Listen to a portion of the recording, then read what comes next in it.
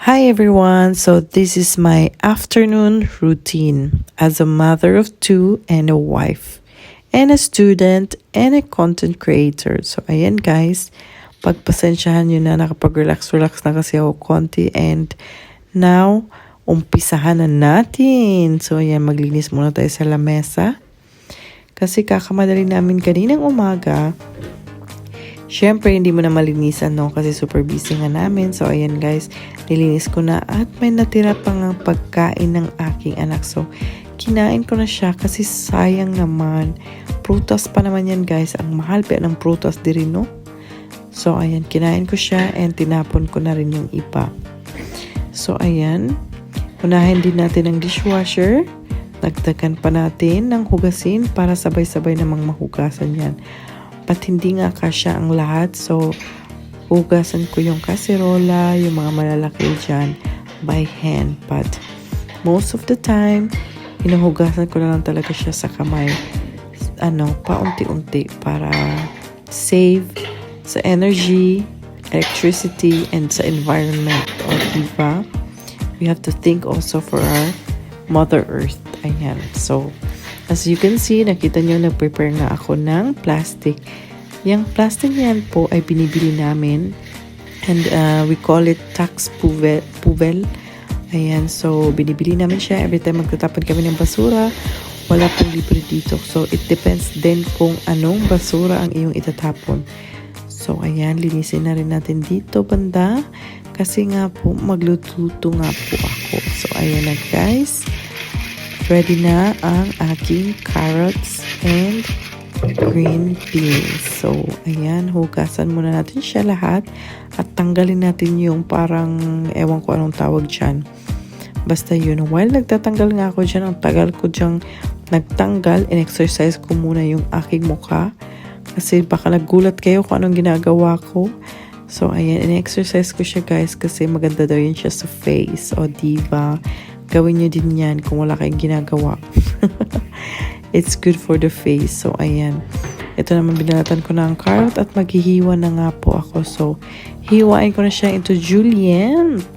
Alam na ng mga kusinero dyan kung ano ibig sabihin ng julienne. Yung mga pahaba, ganyan. So, while naghihiwa nga ako, guys, manaisip ako na kinilig-kilig pala daw ako. So, ayan. For the content, ayan. Na-bored na ako guys kasi kanina pa ako dyan naghihiwa. Tapos kinilig nga ako. May naisip ako mga kinikilig pa. Mga panahong kinilig pa tayo. So ngayon kasi sa ihi na lang tayo kikiligin. Joke. Charis. So ayan guys. Tawa-tawa muna tayo guys. Para hindi boring yung content natin. O diba? So muntikan na ko na rin mahiwa yung aking kamay. But it's just part of the content. So, ayan, ready na nga siya, guys. And let's proceed. So, ready na ang frying pan. And lagyan natin siyang butter. But nasobrahan ko yata siya ng butter. So, wag po pasobrahan ha. Kagaya ng ginawa ko. So, ayan, ihulog na natin ang carrots. And, syempre, wag yung kalimutang mikos-mikos. Yan ang uso ngayon. So, lagyan natin ng onion powder. And black pepper and salt. So, ayan na guys. And steam na. And while nag-steam pa nga ako guys, naisipan kong maglinis muna ng sahig. Magwalis. Gamit ako ng walis. Bakit?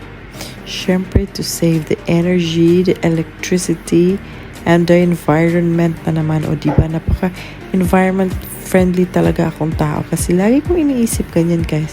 At tipid na rin sa electricity. O diba? Bongga ang aking mga reasons. So, ayan, magtatapon na nga ako ng basura din mamaya before paglabas. Kasi susunduin nga namin ang aking bunso. So, ayan, tapusin ko muna ang paglilinis. And, as you can see, hindi na masyado madumi kasi mga buhok lang naman yan. At saka yung mga pinagkainan namin kaninang umaga. Alright, so ayan, while cleaning, ang aming panganay ay tulog pa. So, profit ko na. So, nakita nyo, winawalis ko na talaga siya, guys. At ipapasok ko yan siya sa basurahan. At inayos ko na rin ang table at ang lamesa at ang mat. So, ayan, guys. Paggabi na. Papunta na kami sa gathering ng aming bunso. I know, not morning. Look. I didn't say good morning. I say it's gabi. No, mommy. Almost gabi. Look, mommy. Look. Wow, look at the sky. It's red. Look there. Oh, it's nice. See that? Did you see that? Paggabi na naman guys, so kukunin namin yung bunso, malapit lang naman, so we need to walk, no? Buti nga hindi nag-ulan, kasi kung nag-ulan na naman guys, mag-bus na naman tayo, wala masyadong lakad-lakad.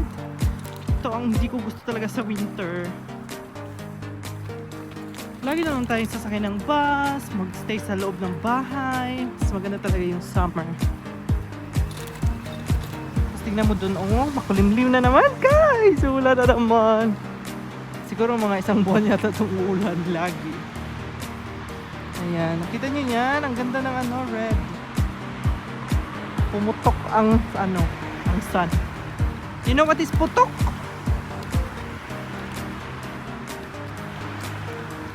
Inanay adlaw. Andres, inanay adlaw. Ayan guys, kurog kaya akong kamot guys. Saan lang yun atong pag-vlog-vlog ani. Ayan, walking guys.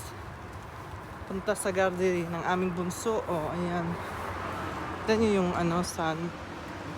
Wala akong nakikitang sun. Kasi natabo na kaya siya nagpula. Oh, di ba?